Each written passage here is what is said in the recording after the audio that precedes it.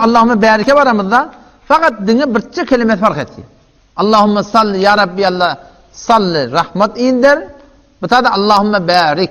Ya Allah bereket indir. Kime? Ala Muhammed'e aleyhissalatü vesselam ve ala al Muhammed Muhammed aleyhisselam ummetine kema sallaytım sanaki bereket in kema barekte hem sanaki bereket indirdin ala İbrahim aleyhisselama ve ala al İbrahim aleyhisselam ummetine inneke hamidun mecid beşekten ya Allah evulnentin ulluqlan eyesi deyip aytdı.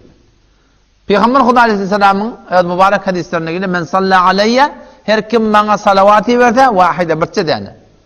Birçe dene bir adam Peygamber salavati verse sallallahu lehu aşren Allah Teala sana 10 rahmet indirecek. O zaman ne kadar kavga insan şu öz zindagimizde, şu 24 saat zindagide bir çemizce tesbih elinde olsa gelip veren vaxtlan şu tesbih var ya tezkere yadına atadiyaş. Yadına atadiyaş. Allah Teala zikretmekligi diline de yadına ediyaş. Yoksa yadına gelmesi gırrak oluyor. Meğer bir adamda iki kat Allah Teala'nın nispeti olsa o zaman şu anda birine salavata yağdırtan. Yani her duayı rahmet edenini Peygamber Aleyhisselam'a salavatı veremede biz bir tane Allah taraftan bir de 10 tane rahmet edecek inşallah. Şunu inşallah gayim durmaklık gerek.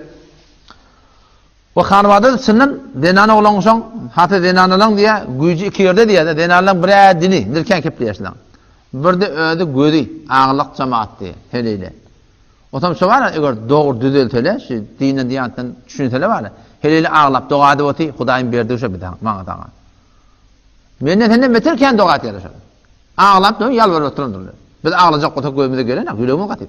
Heliyle rahatça ağlaya. Bir de ken kepleye heliyle. Onun için ken kepi şu din mi olsa diyanet mi olsa şu gelen adamın yanına gurrun verecek.